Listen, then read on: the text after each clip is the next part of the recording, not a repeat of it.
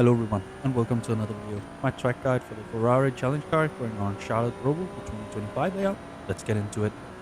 We start out on the right side of the track, being as close to the outside wall as we dare. Just before the two board we start to brake. I aim for about 60% brake pressure, trailing that off all the way to the inside curb. We are only going to cut the lower part of the curb, so the red and white curbing. If you touch the blue one, you will probably end up in the wall. Once we get to the inside curb, we want to slowly start to apply the throttle again. Being too aggressive, we'll spin the car here. Let the car walk out to the outside wall. For turn 2, we need to get as close as we can to the inside pit wall, so we have to lift off to make sure we get in there. We aim to come out just about mid-track before getting over to the left side of the track for turn 3. My braking marker for turn 3 is the emergency road here on the left. Once I get to that, I go to about 30% brake pressure, and we're trailing that off all the way to the outside red and white curbing. For turn 3, we want to get close into the inside curb, then we want to drag out to the outside curbing here, before turning in, getting close to the inside curbing of turn 4 as well. Just before the inside curb of turn 4, we want to start to apply the throttle again, and we want to ease it in to make sure we don't spin the car. Stay out here because that will open up turn 5 a bit more, and aim for the end of the blue anti-cut and go full throttle after it. We can use all of the room here to open up turn 6 a bit more, and just before we go over the little crest here, we want to start to brake. I aim for about 60% brake pressure, and we're trailing that off all the way to the middle of the road after the inside curb.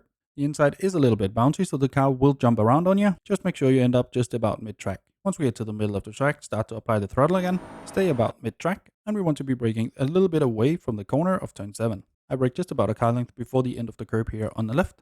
Since we're still turning, we need to slowly ramp the braking pressure, aiming for a peak pressure of about 90%, and then trailing the brake all the way to the inside curb, making sure we get really close to the inside curb as well.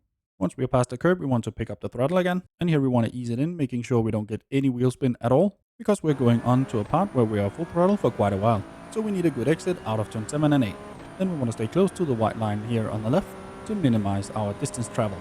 If you get a bad exit out of turn 7 and 8, people will try and overtake you into turn 9. But when qualifying, stay as close as you can to the outside wall on the right side of the track. My braking marker for turn 10 is the 5 board here on the right. Here we want to aim for about 95% brake pressure, and we're trailing that off until the second curb. We want to really aggressively cut the first curb, so we minimize how much curb we take on the second one.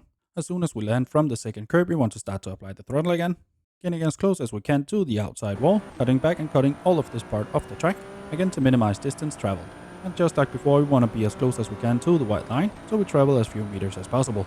If you got a bad exit out of the last corner, people will try and overtake you into turn 14. I brake just about a car length before the white line starts here on the left, again aiming for about 90% brake pressure, and we're trailing it off all the way to the inside curb of turn 14. We're going to cut that fairly aggressively as well, and again doing so we don't have to cut as much of turn 15. Once we go off the curb of turn 14, we want to start to apply the throttle again, but don't go full throttle until you land from the inside curb of turn 15.